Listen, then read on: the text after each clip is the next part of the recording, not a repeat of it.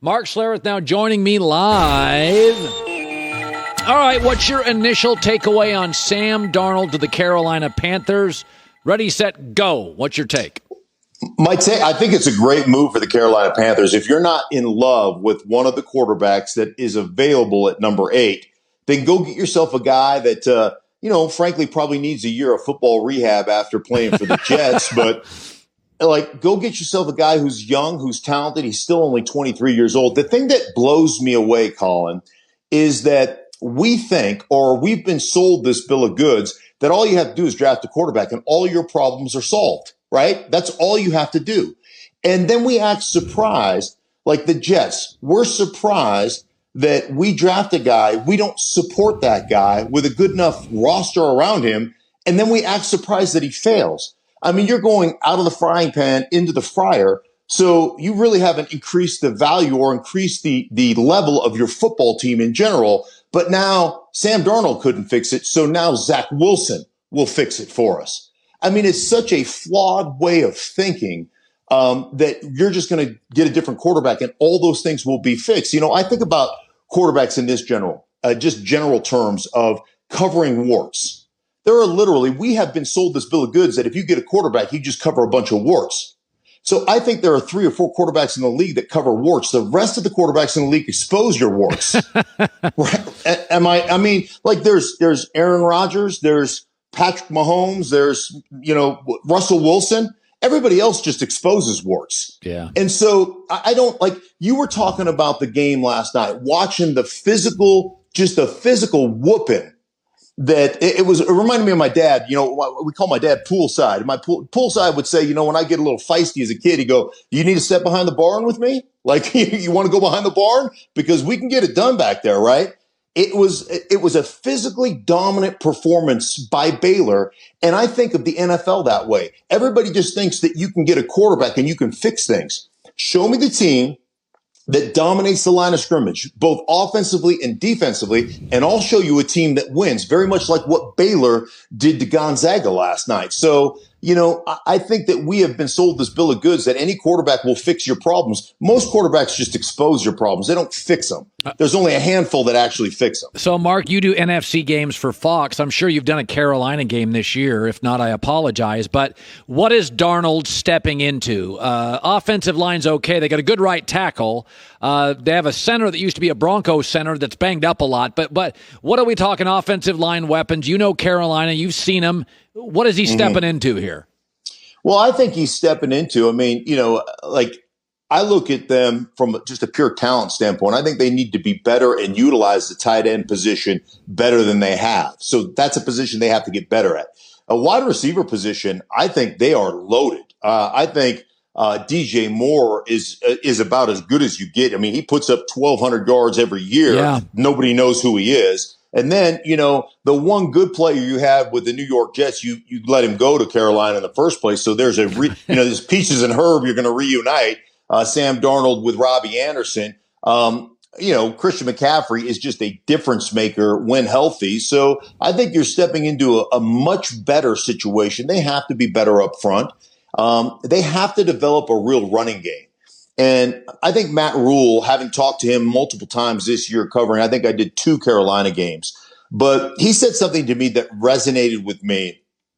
And very much like you said about Bellotti earlier in the show, that really resonated with me was if you have to scheme your running game every week, it means you don't have a running game.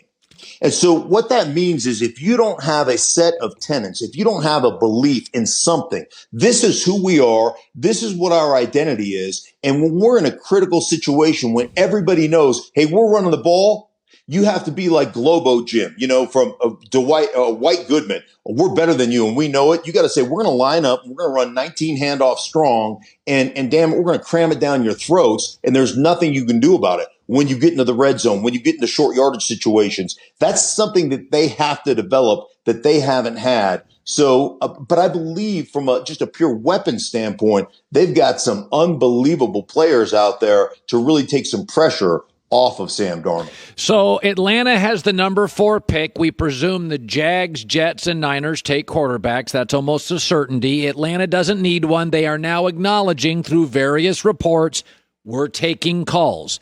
Seems to me if Drew Lock's your quarterback, you're destined for fourth place. Elway's impatient. Denver's a great sports town. There's a lot of options.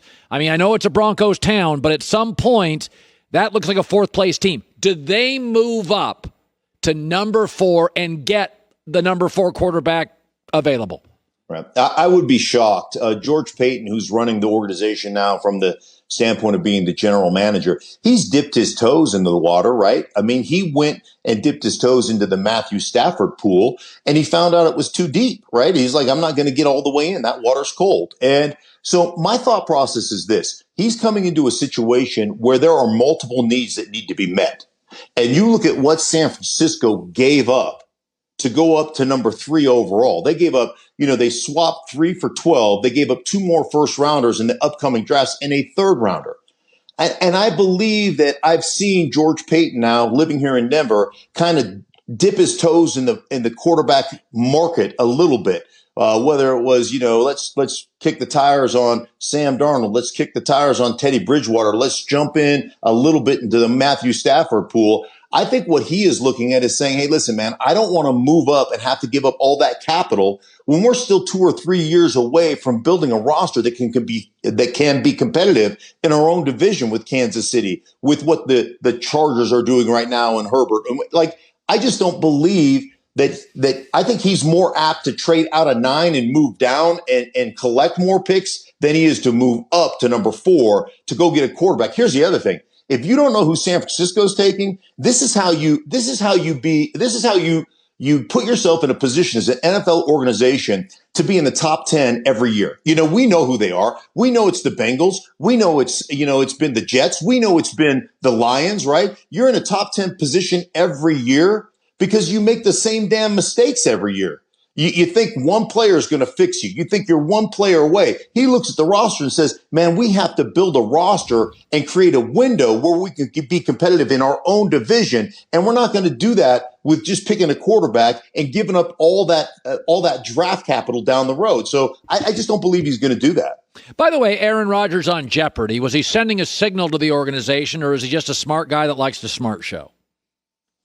He's a very smart guy. That I tell you what, he's a very intriguing player to me, a very smart guy, and one of those guys who does cover warts and he can do whatever the heck he wants to do. So good for him, man. There's the dynasty that never was, right? The Green Bay Packers.